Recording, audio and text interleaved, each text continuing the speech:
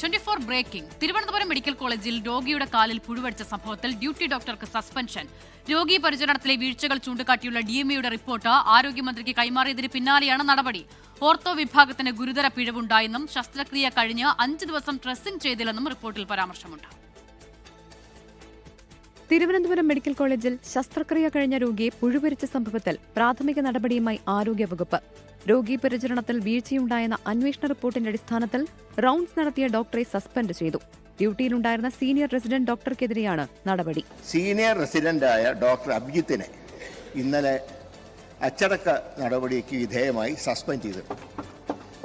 തുടർ നടപടികളെക്കുറിച്ച് വിശദമായിട്ട് അന്വേഷിച്ച് പുഴു എങ്ങനെ വന്നു എന്നുള്ള കാര്യങ്ങളെക്കുറിച്ചൊക്കെ വിശദമായിട്ട് അന്വേഷിക്കാൻ ഇപ്പോൾ പ്രിൻസിപ്പളിനെ ചുമതലപ്പെടുത്തി. പാരിപ്പള്ളി സ്വദേശി രാജേന്ദ്രപ്രസാദിന്റെ കാലിൽ പുഴുവരിച്ച സംഭവത്തിൽ ഓർത്തോ വിഭാഗത്തിന് ഗുരുതര പിഴവുണ്ടായെന്ന് DME ആരോഗ്യമന്ത്രിക്ക് നൽകിയ റിപ്പോർട്ടിൽ വ്യക്തമാക്കുന്നു.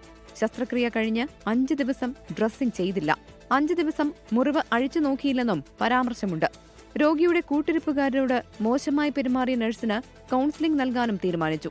അതേസമയം തിരുവനന്തപുരം മെഡിക്കൽ കോളേജിൽ കട്ടിലിൽ നിന്ന് രോഗി വീണ് മരിച്ച സംഭവത്തിൽ പോസ്റ്റ്മോർട്ടം റിപ്പോർട്ട് ലഭിച്ചുവെന്നും തലയ്ക്ക് ക്ഷതമുണ്ടെന്നും ആരോഗ്യമന്ത്രി പറഞ്ഞു.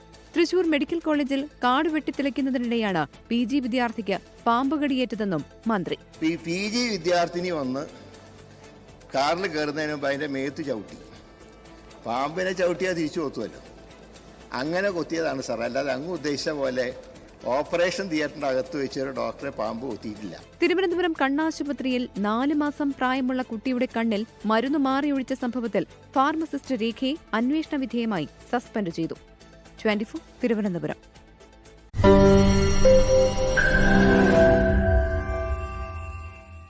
ലോകത്തെവിടെയായാലും ഏത് സമയത്തും 24 വാർത്തകളും ഓഗ്മെന്റഡ് റിയാലിറ്റി പാക്കേജുകളും എക്സ്പ്ലെയിനറുകളും വിശദമായി കാണാൻ ഞങ്ങളുടെ YouTube ചാനൽ നിങ്ങൾക്ക് സബ്സ്ക്രൈബ് ചെയ്യാം.